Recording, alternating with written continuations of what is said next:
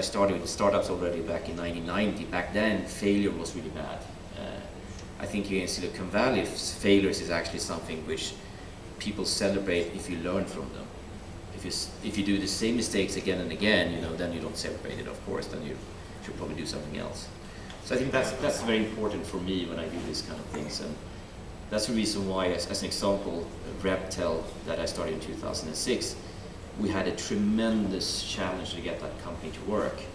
But in 2010, 2009, it actually started to work very well. So the company started to grow, it actually became profitable, and it kind of locked in to grow a certain specific product and monetize that product. And today it's a $100 million run rate company, been growing extremely fast over the last years. But for me, the journey kind of ended there because the massive challenges to actually get it work was over. I think what's interesting now, though, and you can look even at a company like the size of Google and Apple, is that success is not something that lasts more than months. You need to reinvent yourself all the time, and I think we have seen that with companies like Nokia and Microsoft and others that may have been a bit slow in their innovation process and betting on new technology and new things, compared to, let's say, companies like who has innovation as a DNA, who are willing to challenge and cannibalize their existing products like Apple and Google. And I think that it's not just a coincidence that Apple and Google are the two leading companies in the mobile internet space now, because most of their revenue are actually coming from products that were not out 3 years ago. So you talk about basically endurance is a very important factor, and being able to fail, of course. And I'm thinking, how much of your experience now, how many of the decisions you've made have been emotionally gut feeling based, and how much have actually been rational, intelligent, like logic? I don't see myself as either intelligent or rational, so it's a lot of emotions when I take decisions in general. So for me, it's always been about looking at a trend, and if you're betting on a trend, you're betting a bit too early, and you're doing things and putting things together that no one had put together before, you have the luxury to be able to fail a bit and learn from that, and then hopefully in the end get it right. And the bigger the more obvious the trend is, and no one else have already succeeded, the more complex it mostly is to do something simple and easy for consumers. So from my point of view, it's always been trying to capture that trend and try to bet on something that is quite obvious going to be quite big. And it was a decisive moment. I can remember it back in early 99, 98, 99 actually, where it was probably a week when people thought I was a genius, which was that, and that was so obvious that mobile internet was the next big thing, and that's kind of, but when I talked to people back in 94, 95 about mobile internet, I mean, no one really knew what it was. So the first invoice I sent from Sendit is quite interesting, was to one of the GSM operators, and it was a case study report to the management team of that GSM mobile operator, the whole management team, and they asked me to write a report about what is internet. So that kind of shows how early that was. I had to explain for the management team of one of the big, which is now, one of the biggest operators in the world, what is internet? Not mobile internet. They needed a report where I had to present what is internet for them. So looking back, then that should be a big red flag that you were probably too early with your ideas. I was just happy to be able to send an invoice actually for my company, and actually I was able to convince them to buy a system from us on paper for $1 million. So you have to have guts, and I think you need to have focus, and sometimes you're a little bit too early, and if you're stubborn enough, it's better to be a little bit too early than a little bit too late. Talking about too early, so a lot of the startups today coming out of the Nordic countries have to quite early get out there globally to kind of grow their businesses. And how are your ideas and thoughts on that? How important is it to actually go out early or versus try out your home market first? Where would you say is a good fit to get out there in the world and come to the US, for instance? I mean, it's interesting because Wrapp is the first company I launched in Sweden first. As I never done that. Either, I mean, Sendit, you can say that I launched in Sweden because the first operator we sold to was a Swedish operator, but we were stupid enough, or we were stupid to sign an exclusive agreement that we couldn't sell to any other operators in Sweden, so we were forced to go international very quickly with that company. It was probably, you know, a very smart move, but you know, back then I looked at it was quite stupid because I didn't have the resources to go global with that company. But I think in general, and I think we in Sweden or Scandinavia in general, we have a quite mature home market, and it's pretty homogeneous as well, and we have a very high penetration of internet usage, you know, mobile usage in general, PC usage, and so forth, and we are actually quite keen to test new services in Scandinavia. So it's a pretty good market to try things out, but it's small enough to force you to go global to be able to pay off technology investments. And we are well traveled, and most of us speak decent English as well, so we kind of quite confident to actually, you know, take things global. So I think it's with the new infrastructure in place, that with app stores and so forth, it's quite simple to take things global. But so I think we have actually a very good situation in Scandinavia. We have small home markets forcing us to think global, but the home market is very mature in terms of internet usage and service usage. So it's a good market to test things in, and if it works, you should be very fast to move it outside. But I think one thing I usually tell entrepreneurs, or young entrepreneurs especially, haven't done a startup yet, you should think .com from day one, not .se or .no or .dk or FI or whatever. You should think .com from day one. Don't even bother to do a web page or an app in your native language. You know, do it in English, and really.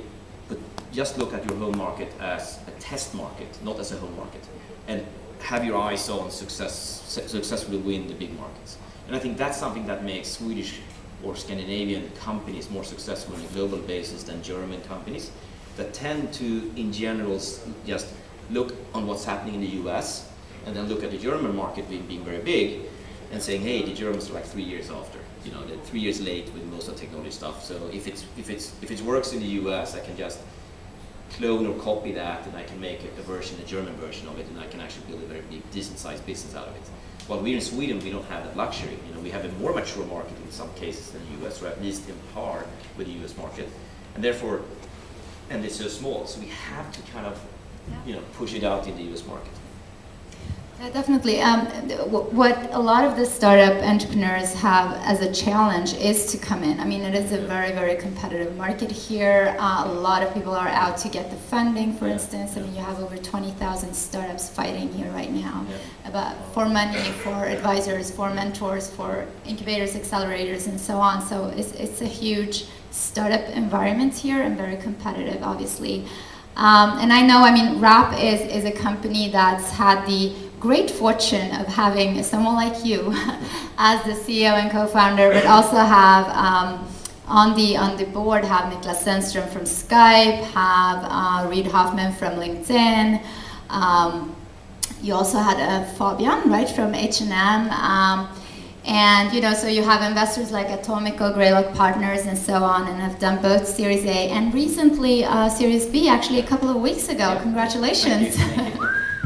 Applause! Yeah. So you just closed $15 million there, and you closed your Series A about a year ago, in January 2012, $10.5 million. And that is, of course, if you have that kind of strength with you, it's not that difficult maybe to come in and, well, I'm getting to that kind of, so there are still some kind of challenges and barriers, but what would you advise the startup entrepreneurs that actually don't have all that? What should they think about? Should they go out there and see to get some advisors, others that could be helping them? What would you say? I mean, first of all, I think it's pretty healthy that it should be difficult to raise money, because I mean, since I've been here from the very beginning, if I can say so, I mean, for a while in 99, end of 99, early 2000 was too simple. I mean, it was easier to actually, you know, print PowerPoint presentation and stocks than actually print invoices and collect for your work. So it was a very crazy time back then, and I think that was not very healthy. And of course, if it gets too crazy, of course it dries up too much afterwards. We got too much of that kind of pendulum swinging back then. And I think it's more a steady state now, and of course the internet is so much more mature as a platform for monetization than it was back in 99, 2000. But in general, I think, of course, it's very difficult to give good advice in this sense, but I think it's very important if you have a good idea to really think through how you spend your money in a smaller startup, and really say, what state am I with this product, and how can I get the minimal viable product out to test my thesis or my idea, and see if it actually works, and get consumer feedback, by launching the product. And then the big tricky question, if you do a race in general, is when you are accelerating, when you put your foot on the brake instead. So, of course, before you come to a curve, you need to kind of brake and then take the curve in car racing, and that goes the same thing with startups. Sometimes you need to accelerate to defend your position, and sometimes you need to brake. And I think the less resources you have, or the less access to capital you have, that is even more delicate. So my advice, if you're like a startup and you're testing this for the first time, keep it super small, get people to join your vision, get people to take risk with you by working for free or almost for free. Try to get some angel investors that can support you, not only with some money, but with actually experience as well. And then really be very focused on delivering a minimal viable product into the market to get real customer feedback, whatever it is, B2B or B2C. And when you feel you're onto something and you can see the product market fit is getting there, then you should go out and try to accelerate the business. And try to be smart, and be very, very stubborn. In my view, I think some people are, of course, never take a no as an answer, and really try to figure out and be tactical smart about who do I know that potentially knows someone who could invest in this. So how do I get access to the real firms? How do I get face time to present my company? And then perception is so important, how you present. And I think here sometimes Scandinavians are not that good. One of my companies, we did a Sand Hill Road show here 48 hours ago, meeting one of the companies I'm involved in, not this one, because this one we just closed the Series B. And I told the CEO in that company, perception is everything. If you walk in and you're going to use the 20-30 minutes you're going to get to say as many words as possible, it's very bad. You need to be very confident about you building the coolest thing on the planet, and that's the perception they need to feel about you, that you believe in what you're doing, and in very simple terms to explain your vision, what problem you solve, and how well you're positioned for this, and actually how far you come, and what your customers are saying about your system. I think, and then be quiet. Let them ask you questions instead. And then show that you can run the presentation without PowerPoint or Keynote or whatever you use. So they know that you know your product. This is like your soul, your passion, and you don't need to run it, from slide 1 to Z.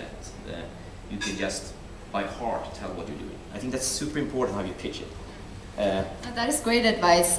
We see a lot of Nordic companies come here and pitch, and they definitely need to be trained before they get in front of investors and all that. So thank you for the great advice.